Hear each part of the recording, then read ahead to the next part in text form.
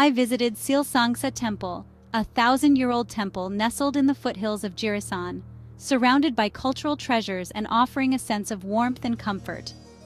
Next to the entrance of the temple, there's a lotus field, and by late July, the lotus flowers are in full bloom. When I visited, I was fortunate to see the lotus flowers in full bloom. My eyes are drawn to the gracefully blooming white lotuses.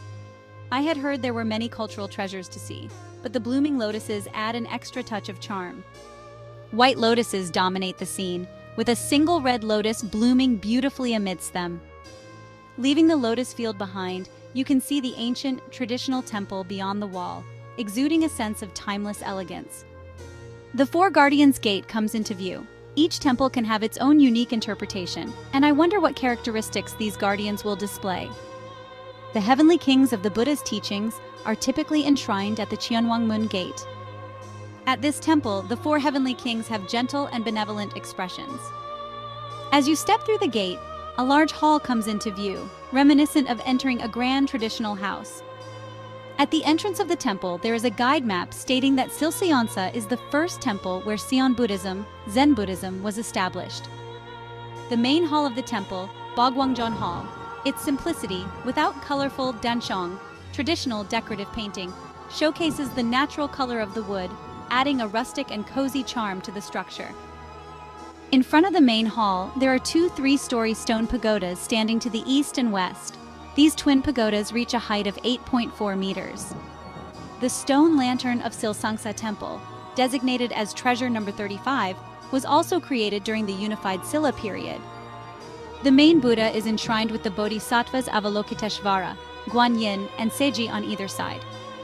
Large foundation stones remain around the area, suggesting that it was once a site of significant scale. This is the Myeongbujjeon Hall. And the Myeongbujjeon Hall, Ksitigarbha Bodhisattva is enshrined at the center, flanked by statues of the 10 kings of hell, the magistrate, and the guardian kings. Each hall within the temple has a different name, and the bodhisattvas enshrined in them vary as well.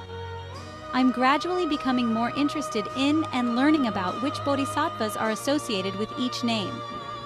It seems like it could be straightforward once you understand it, but each temple has slight variations. It can be quite challenging. The absence of colorful dancheong, traditional decorative painting, adds to the timeless charm of the architecture.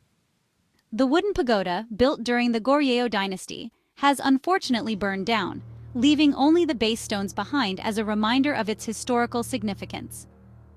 It is said to have been a remarkable 9-story pagoda, standing at an impressive height of 73 meters. This is a tile pagoda built using tiles excavated from Silsangsa Temple.